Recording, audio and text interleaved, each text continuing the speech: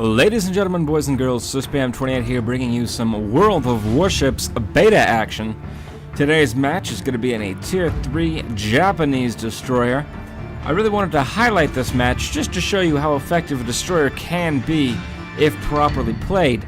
I see a lot of people just jumping in, looking at the tech tree, and just plugging straight away at the cruiser and battleship lines for both nations, ignoring the destroyers. They say that it has no guns, no hit points, no armor, and they figure, what the hell's the point? Well, hopefully this match can give you an example of what the point of a destroyer can be. Now, you don't have a lot of hit points, as previously mentioned in a destroyer, so your primary objective is to really use those hit points effectively. You want to, shoot for a 5-to-1, 10-to-1 ratio on hit points taken from the enemy team, the hit points given up by yourself. Now, when I play destroyers, I fully play them, I play them fully intending to not survive to the end of the match.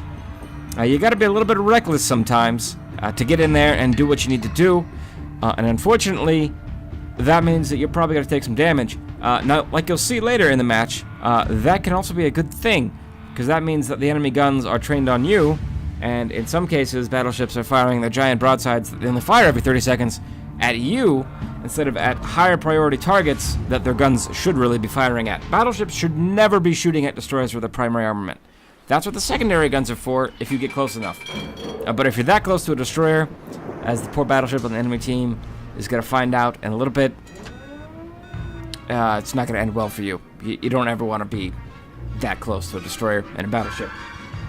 If you need some real-world examples of what destroyers can do, you should go ahead and investigate the Battle off Samar as part of the Battle of Leyte Gulf in 1944 between the U.S. and Japan in the Pacific, and look at the exploits of Taffy 3 as a task group, only consisting of destroyers, destroyer escorts, and then small escort carriers, like the smaller class carriers that we have in game here. Holding off a Japanese group consisting of heavy cruisers, light cruisers, and battleships, including the Yamato. Churned them right around. Those destroyers really gave them hell. So that's some real-world examples of what destroyers can do, and this match should be an in-game example of an effective use of a destroyer. So at the beginning of the game, I was planning on kind of ending around the far left side of the map and kind of going around those small islands and trying to get to the back. But we can see that they're capping right away. So that in turn forces me to kind of churn in with the rest of the team and head straight for the cap. You can see some cruisers over there, being sneaky. Now, what I'm planning on doing, I'm in the right flank here, so I'm planning on smoking off this corridor, which you'll see me do in a moment. And this will, kind of deny vision of my team as they go across the cap circle down that corridor. Take a hit from a destroyer there, no big deal. So go ahead and take some evasive action. I should be invisible to them in the smoke, so they should be shooting based on where they're expecting me to be. So, just do some ducking and some weaving, and start taking some pot shots at this cruiser, who has decided to slow down. We spy the enemy battleship on the horizon, and that is our primary target with our torpedoes. It's the only battleship on the enemy team. We only have one battleship as well. If we can do some significant damage to him, or take him out outright, that would be just wonderful for our team. That means that our remaining battleship would then pretty much control the surface-to-surface action with his big guns, and not have to worry about the enemy big guns. We can see some torpedoes coming in, so go ahead and take a little evasive action. I don't think they would have hit me if I maintained my course, but, better safe than sorry. So as you can see, their destroyers are firing their torpedoes at our cruisers. I'm holding on. You can, start to fire your torpedoes at longer range and just put some spreads in there. But I really like to hold on to them until I, get in there and are able to get some guaranteed hits. As we're approaching, just taking some pot shots with my guns at this cruiser. Was firing HE at him, but now that I've kind of closed the distance, I switch over to AP, just hoping maybe get some Citadel hits. I see that he's covered by the island, so I take some pot shots there, and boom, there it is, close enough to get an AP into the Citadel. Now, battleship on the other side of this island. You can see we've closed the distance quite close. So I line up my torpedoes, clear this little peninsula, and give them a spread. At this range, you can't miss. You really can't. If you just use the little lead indicator that they give you, it's gonna be lights out. And you can see what that torpedo salvo did. Now, unfortunately, probably gonna take some return fire. The battleship is dumb.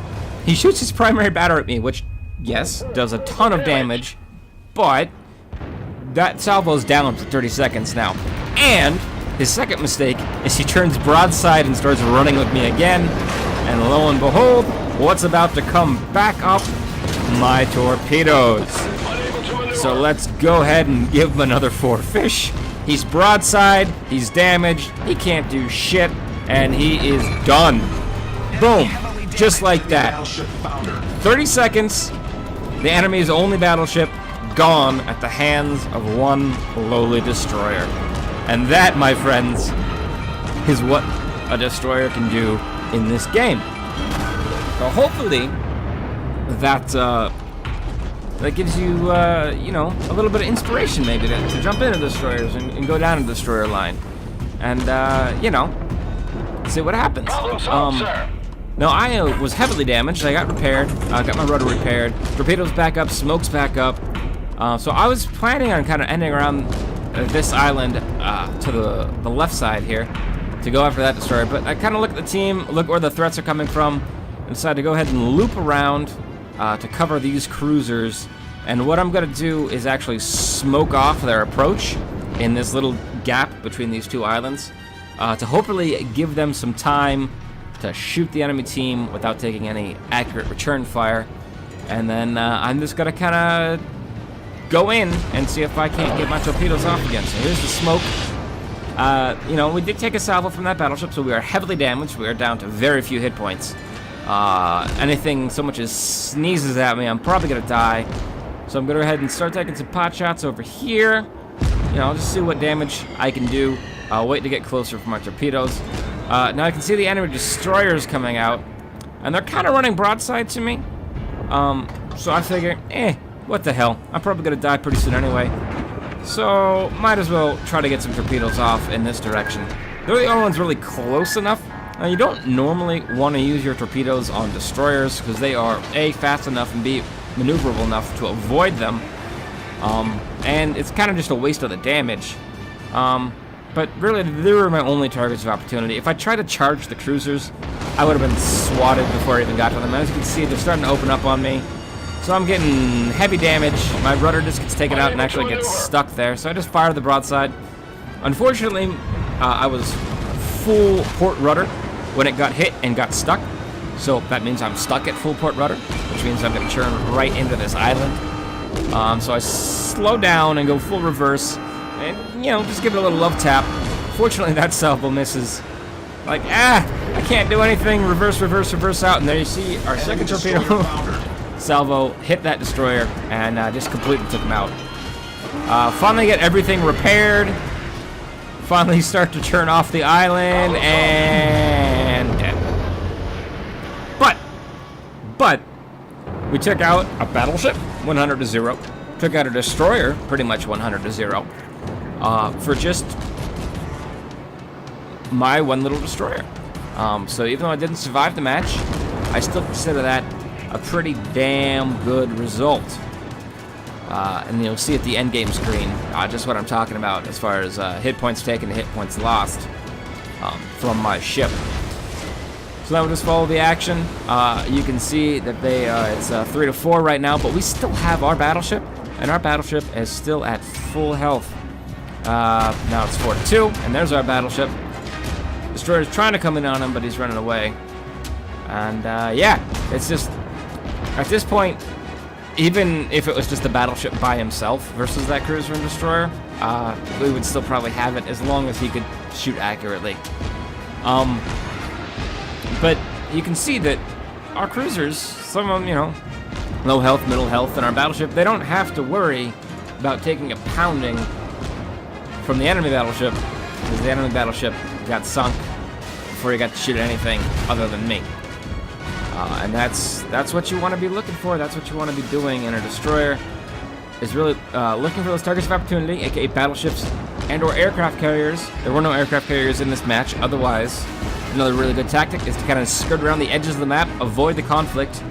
You have you don't get spotted very easily in a destroyer. So as long as you kind of stay out of the sides, stay off of the sides rather, and don't shoot your gun, you can remain invisible pretty easily. And if you do get spotted, you got smoke to kind of, reconceal yourself.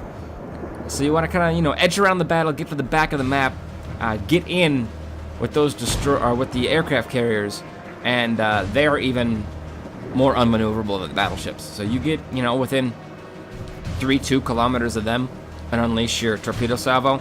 You can even do the narrow spread at that point and just hit them with every torpedo.